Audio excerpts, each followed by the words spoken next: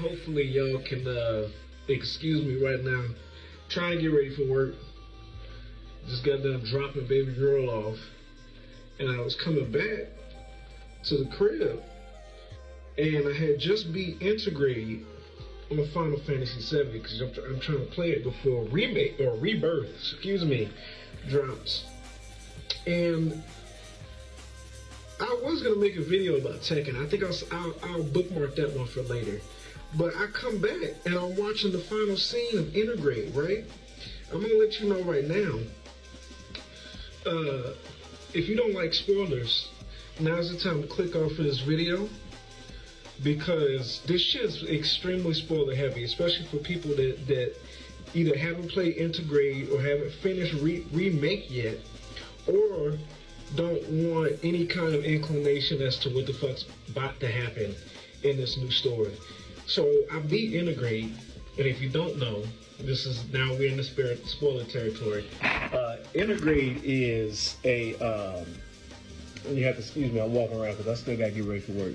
But Integrate is the story of Yuffie and what was going on with her by the time after Cloud had fell and bonked his shit in Aerith's flower bed, somehow magically just is not fucking damaged to shit. And so during that time, after Cloud fell, when they dropped, well, before they dropped the plate. No, yeah, it's before they dropped the plate. Excuse me, I'm trying to remember because Integrate is fresh for me. So before they dropped the plate, you have Yuffie, who's caught wind of a secret materia at Shinra, right? And Yuffie, her whole deal is she's a materia hunter and it's supposed to be some rare materia. You go through her story, you do all this other stuff, you do the Fort Condor. With Fort Condor, I've heard people good and bad reviews about it. I like Fort Condor, and I hope they keep up with that, or I wish they would have made it longer because I actually like it. That's why I wish they would bring back some kind of tactics game, whether it be War of the Lions, whether it be tactics, especially Tactics Advanced, because that was my jam. But you go through all this stuff, and they finally make it to the goddamn building. And so what happens is Chunk, you're not supposed to be in here. Come on, keep moving.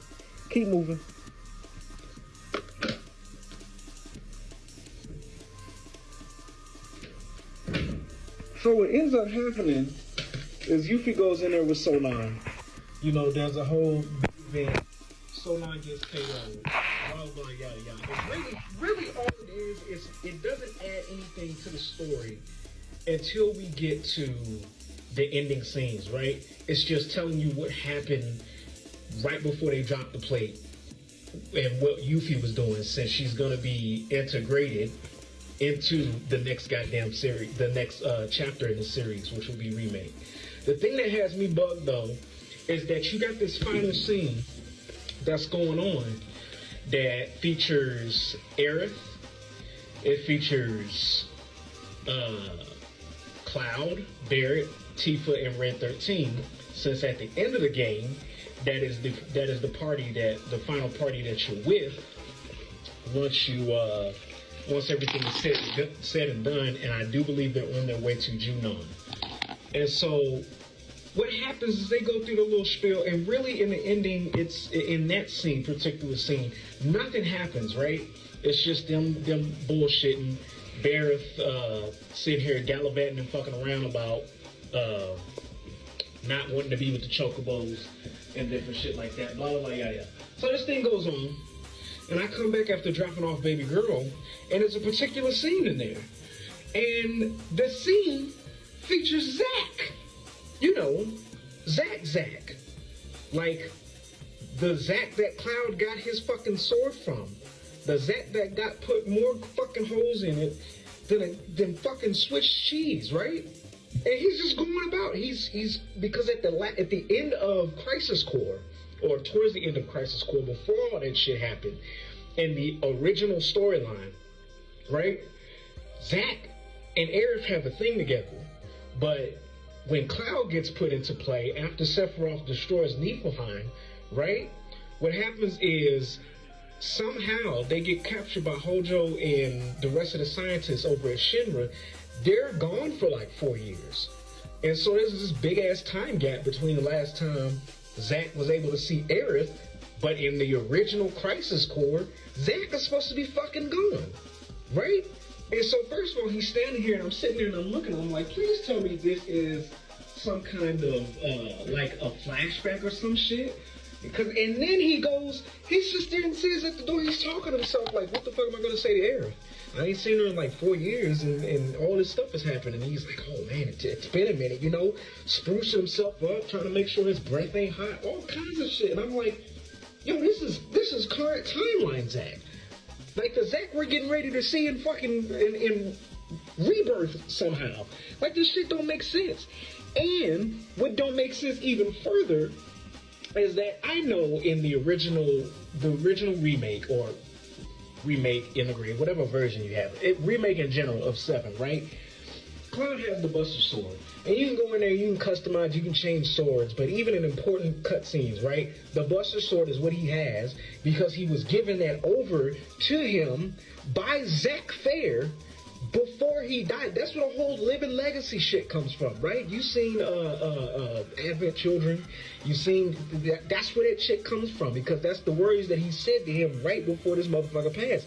So not only is he in the current timeline, but he's in the current timeline with a blade that's supposedly owned by somebody else. So I'm really scratching my shit. Like you even see the goddamn Buster Sword with Cloud when he's with the other party before they're getting ready to head to Junon. Yo, Square Enix is about to pull some goddamn multiverse bullshit. I'm trying to tell y'all. Then after Zack gets done with his little pep talk, and he's sitting there like, I don't know what's going to happen. He finally opens the doors to the Sector 5 church, and it's just a bunch of people in there.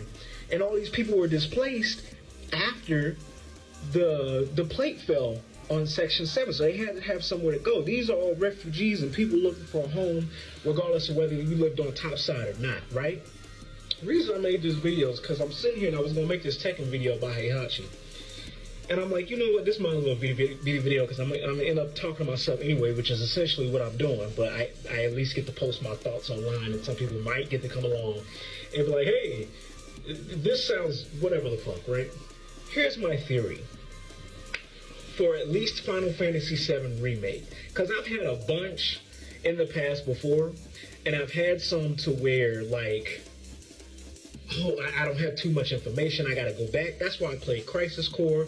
I didn't watch the shit out of Advent Children, the regular and the Ultimate Edition, which the Ultimate Edition just had, like, a few minutes added on to some scenes, and then the battle scene between Sephiroth and Cloud was longer, right? This is my theory for what the fuck is happening in right now between Remake and Rebirth, right? Aerith knows everything that happened in the original FF7. Somehow she's got this supernatural precognition knowledge of everything that happened in the previous game, and you can kind of see bits and pieces of that dip into Remake when she's talking to Cloud, right? Somehow Cloud knows this shit too. Because if you notice in the scene in Remake, when he falls off of the plate after fighting that big Buster weapon, right? He falls off and he's talking to his conscience. But his conscience is saying shit that's like alluding to, oh, you've been through this before. Only a few scratches this time, right? You're okay. Like, different weird shit like that, right? Somehow this shit is, fuck, I don't got enough goddamn time to talk on this shit. 9 minutes. I might make a part 2 of this shit. I have to, because they only give me 10 minutes to talk. But I don't have enough time. So come back for the part 2. I'll post that immediately right away while I'm doing what the fuck I'm supposed to be doing. Because this shit ain't too long. I gotta sit and I gotta process this shit and let y'all know what the fuck I'm going on about, because it just sounds like Square Enix is doing something with their story. It shows you that they really give a fuck about FF7, because it sounds like they're trying to do something with their story that they haven't done before, which is take their story and have fun with it, right? This is not just a remake in the original sense, or a rebirth in the original sense. They're like,